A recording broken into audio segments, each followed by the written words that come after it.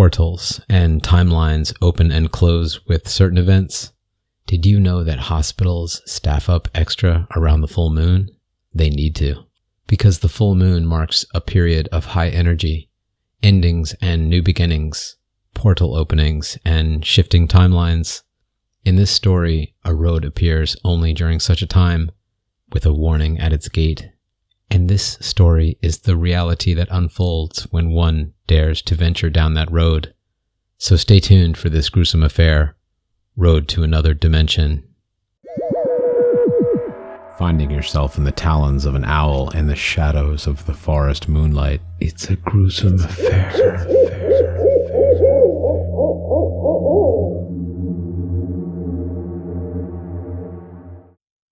Some of you may be wondering, given the title, if I actually did travel to another dimension. Let me give you the story of my experience. My brother, along with my friends, are now gone, killed by those things, as I can only describe them. I just wish I hadn't gone down that road, then everything would have been normal. I just wish it was all just a nightmare. But it was all real. Very fucking real. Before I tell you what happened, allow me to introduce myself. My name is Redacted, and I'm currently a student who's studying at the University of Hawaii on the Big Island.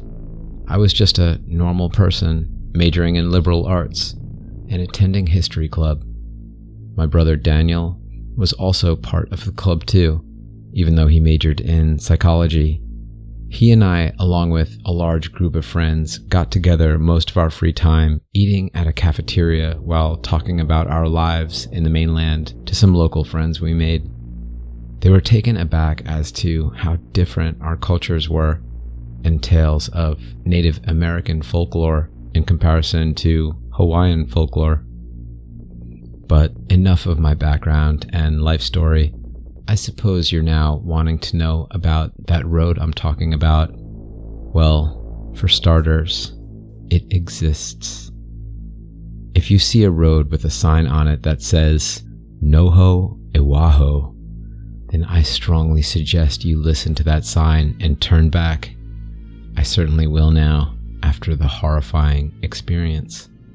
The experience that led to my brother's demise, and those other things. I will not forget their faces, their bloodthirsty faces, those creatures, things, whatever you wish to call them. I just wish I never let my curiosity get the best of me. It all started when my brother, along with my friends Darian and Robert, these are not their real names, were on our way to a bar to drink, a bar Darian told us about. Of course, Darian couldn't drink. He was the designated driver, of course. Sucks to be him, I assume. Even though we were on our way to the bar and following the path that led to it, I felt that we may have gotten lost somehow. We're not familiar with these tracks, but luckily, one of our local buddies was. He said that the bar is just a few miles away, but there's a road that's long and curvy that leads to it. We didn't see any other quicker option to the bar we meant to head to, so we decided to just drive off. The pathway eventually led to a hill and trees surrounding both sides, obstructing the view of the full moon as well as the ocean. As I continued driving, I caught a glimpse of what looked like a bright rectangular object in the distance. As we got closer to it, I realized it was a sign. On that sign were two words in Hawaiian, Noho Iwaho. Noho Iwaho, I said. What the fuck does that mean? I then asked my friend Darian, and he told me what it is and pronounced it right. It means, stay outside. Stay outside? But from what? Is this private property? I asked myself these questions as Daniel looked at the GPS on his phone. It was very interesting to see that this roadway is not visible on the GPS map. Robert had a regular map of the island and pointed us to where we're at. To our surprise, this road was not included on that map either. The road appeared to be off-grid in some sense, and I noticed that it was a long roadway that almost looked like a shortcut to the bar. "Come on, guys," I said. "I think it could be a shortcut or something." Darian, however, was not happy. "Why the hell do you think that sign is there?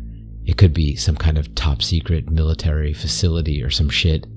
Let's not go through there," he said angrily. My brother, Daniel, was taken aback after looking at the Google satellite images on his phone. "Guys, there's nothing there at all," he said. We all looked at his phone, and it clearly showed the road we're on, but no road or buildings on that particular roadway with the sign. "Then I guess that's just an old roadway and something used to be there," I said. Nevertheless, we all just wanted to get to that bar. Since there were 4 of us, there needs to be at least 3 people voting to go through that road. But if it's 2 against 2, we need to discuss this once again and vote again. I know, it sounds silly, but I just wish there was a 5th person with us. We did ask our buddy, Michael, that's not his real name, if he could join us, but he unfortunately refused. So, as we all voted, it was decided whether or not we should take that roadway or continue down the long route. Of course, I decided to let my curiosity get the best of me when I voted along with Daniel and Robert against Darian, who would rather take the long route. He wasn't happy, but we all voted to go anyway, whether he liked it or not.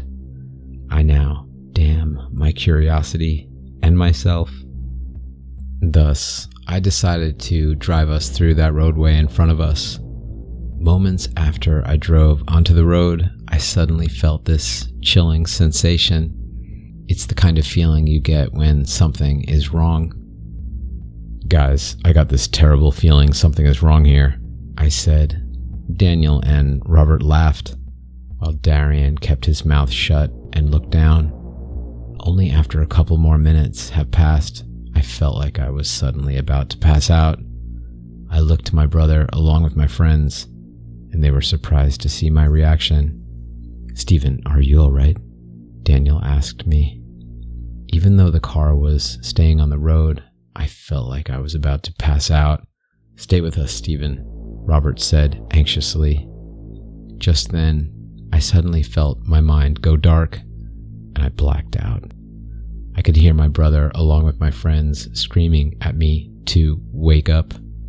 Before everything went quiet, I cannot completely recall what I had seen during my blackout experience, but I did recall this one particular vision in my head.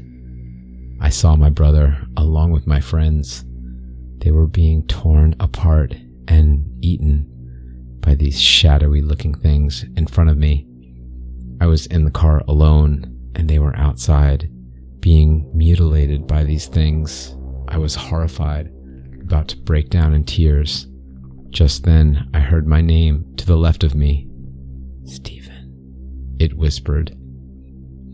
I looked to my left and saw something I wish I hadn't. It looked like a female entity. It had a blue face, along with red eyes having no pupils or anything visible, just red. It smiled at me with its sharp teeth and then broke my car window, snatching me out of the car. That's when I woke up. I slowly began to hear everyone in the car screaming my name. I then looked at them as I slowly became aware of my senses and my vision. To my shock, they all looked like they had just seen a ghost. "Steven, what the fuck happened to you?" my brother asked me. "I don't know, I just suddenly passed out," is all I could think of to say. "No, bro, you were still driving perfectly fine, but your eyes looked like they rolled in the back of your head," Daniel said. That alone made me wonder, did something happen to me? I felt shocked. No explanation for what happened to me. Nothing. Even though Daniel was a psychology major, He would pass this off as something to do with the brain. However, even he looked surprised to see this. After a few moments, we suddenly reached a clearing that, by all accounts, should not have existed. I drove as far as I could, only to see we were in a different place. To the right of our car, there was a huge lake with what looked like trees in the distance. But to my most shocking surprise, I looked up into the night sky, only to see that there were much more stars than there should have been. And the moon, it still looked like our moon, but it wasn't glowing a white color as usual. Instead, it sported a purple color, and I was amazed, but also terrified. What the fuck did we get into? I turned to see if my brother and my friends could see the same thing. Daniel was looking at the moon as well in shock. I gotta be dreaming, he muttered to himself a few times. Darian and Robert felt the same way. I then asked Daniel to pull out his GPS to see where we ended up. Daniel was astonished and terrified. The GPS is unavailable. It's not showing anything. Are you sure your phone's working properly? Asked Robert. My phone is definitely fine, Daniel then explained. But this means that we're not even on Earth. We're nowhere near any location that the GPS registers. After hearing this from Daniel's mouth, it rendered me speechless. He's, after all, a psychology major, as I said. To see him freak out about this means we are truly in another world. As we began to ponder on the events happening before our very eyes, I noticed a building far off in the distance. There, that could be it, the bar, I said happily. But Darian nodded his head no to me. I know what that bar looks like. That's not the bar. Then what is it? I suppose the only way to find out was to get closer and closer to it. That's what I thought at the very beginning. I just wished I'd turned back the moment I saw that building. As we got close enough and got a good look at it, I noticed something was off about it. The sign on that building didn't seem normal at all. In fact, it looked like a language that was completely alien to us. If you remember seeing those vampire symbols from the first Blade movie, or those symbols in the second Transformers movie that Sam Witwicky was drawing while unconscious of his actions, you'll get an idea of what we were seeing. Guys, I don't fucking like this. Let's get the fuck out of here while we have the chance, Darian yelled out, but his words fell onto deaf ears, words I should have taken into consideration. It was only for a few moments that we got to look at that symbol. Then suddenly, without any warning, figures started pouring out of that building, looking at us. When my brother Daniel looked at them, he said they looked like ordinary people with bloodshot eyes. I'm guessing they smoked too much weed, I jokingly stated.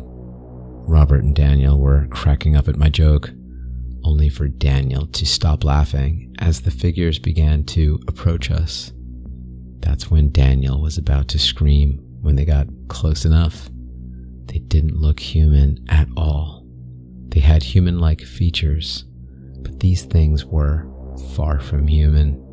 They all shared the appearance of the same female entity I saw in my vision. As they got closer, they stopped and looked at us for a few moments. "Hello?" my brother asked. One of the figures walked up to the car window and then proceeded to lean down. That was when we saw its face for the first time. We all started screaming.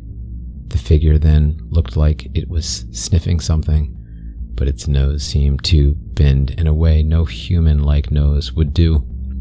Then it smiled at us, revealing sharp, carnivorous teeth. Then, in a split second, it broke the passenger window and snatched my brother out. I was horrified at the sight. I was about to get out to rescue my brother, only to turn to my window and see the very same entity from my vision smiling at me. It broke my window and snatched me as it did in the vision, revealing sharp teeth with black tar-like liquid coming out of its mouth and dripping onto my face. As I broke out from its grip, it then slashed at me. That slash came in contact with my shirt, causing a rip on it. My friends all got out of the car and attacked those things, trying to save me and Daniel. But to my horror, I saw my brother being torn apart and eaten by them.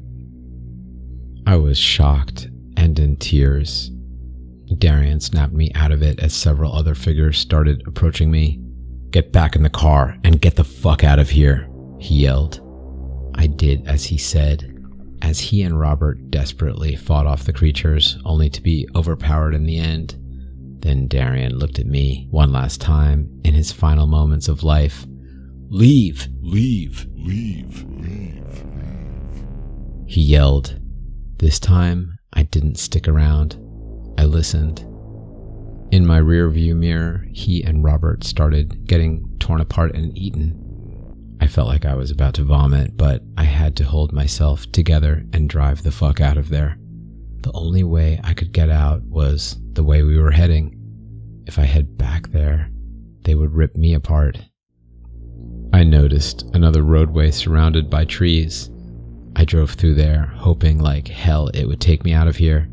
It took a few minutes until I finally reached the end. As I drove off, I saw the sign again, surprisingly, but this time something was completely off. The sun was dawning and the moon was white and fading in the morning sky. I could see clearly the same sign, only now there was no road. It was just a forested area next to the sign. No roadway, no way in, nothing. I began to think this was all just a terrible nightmare. However, looking in my car, I saw no one else in it, just me. I stopped and got out of my car. I could see dried up blood on it. That's when I realized, to my horror and sadness, it was all real, very real. In fact, not to mention morning. Have we been gone for hours? It only felt like an hour or two wherever we went. A driver spotted me. He noticed the blood on my car and thought I got into a horrible accident. He called 911 and I happily anticipated for the response team to arrive. While waiting, the driver pulled up in front of me and asked if I was okay.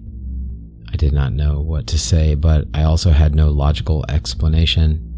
After telling him what happened and that we meant to head to a bar, he laughed and thought I was crazy.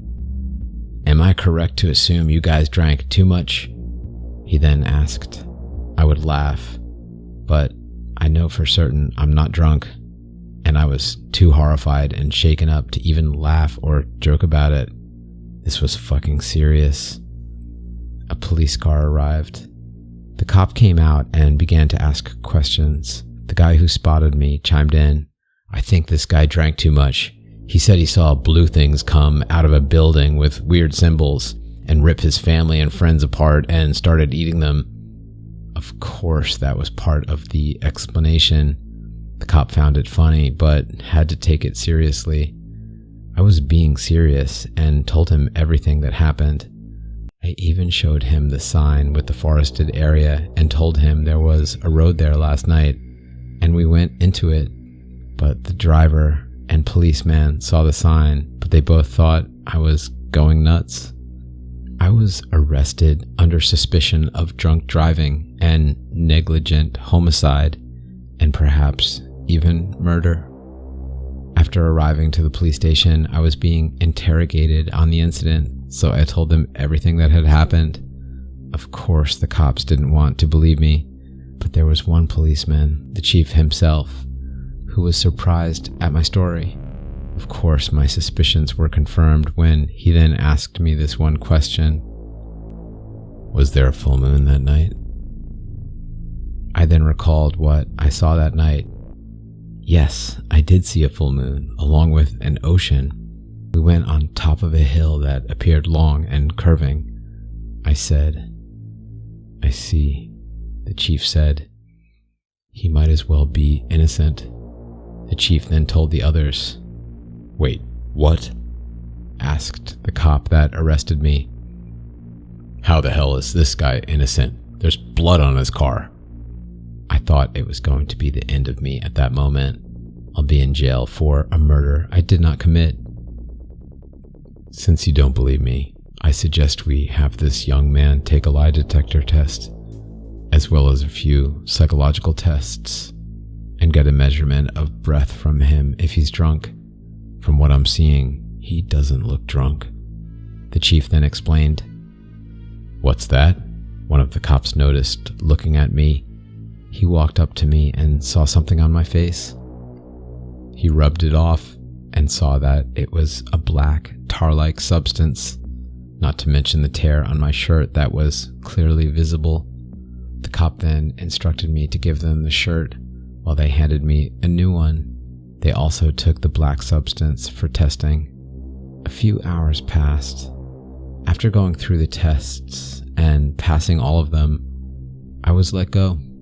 When I returned to college, Michael was happy to see me, but his smile dropped when he saw my face. "Dude, are you okay? Where's Daniel and the others? Did they head home?" But no, I explained, and I told him everything. He thought I was crazy until the chief of police shortly arrived. "Steven Mendoza, correct?" he asked. "Yes, sir," I said. "I'm sorry we haven't met. My name is Keala Ho'opi. I'm the chief of police for the Hawaiian Police Department. The reason I came here is because I wanted to inquire you about the events that took place." I then asked why. "Because I believe you. I believe you're telling the truth, young man." He then told me. Michael's eyes went wide, and fearful I was telling the truth. As I thought, he asked us to come with him into his car. While he was driving us to the location, he revealed us the following. "After reviewing all of your tests and studying the substances on your shirt, it was clear to us that you were telling the truth about your experiences, and you were completely sane and sober.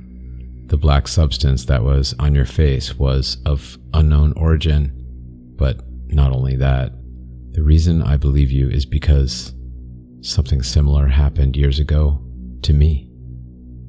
That one statement from him made me realize once again it was all real.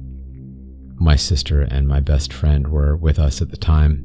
They never made it back, but unlike your friends who have been torn apart and eaten, they were turned into them. Me and my other friend were the only ones who made it out, the chief continued.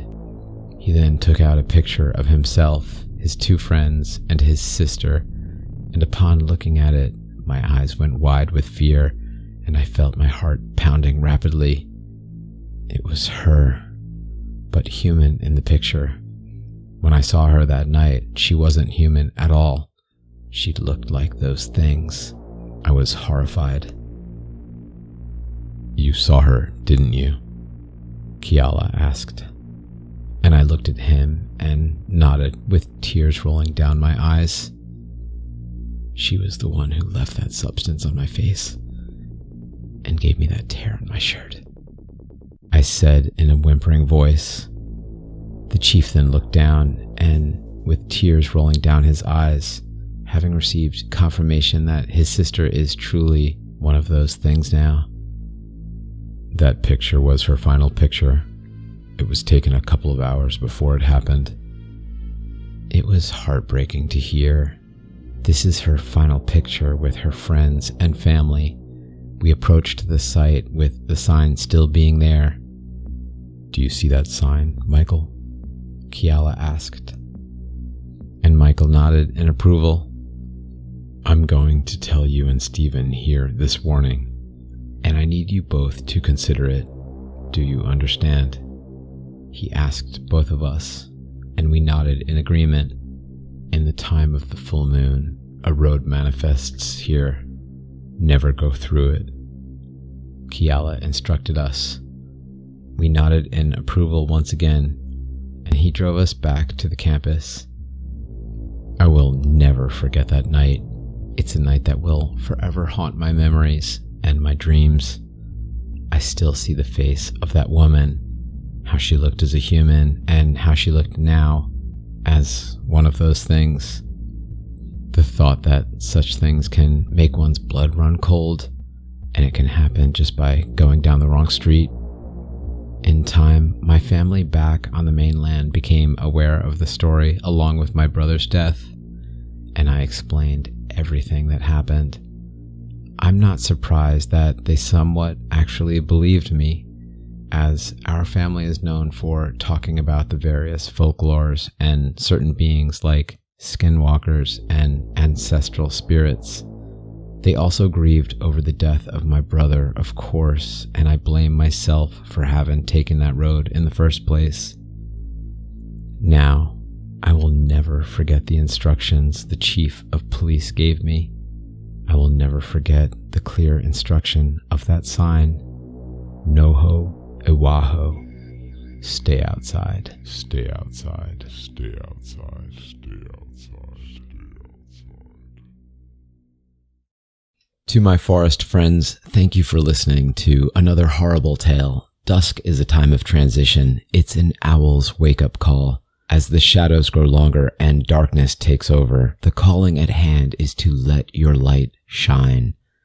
Please help this channel grow to 1,000 subscribers by ripping at the subscribe button and scratching a comment.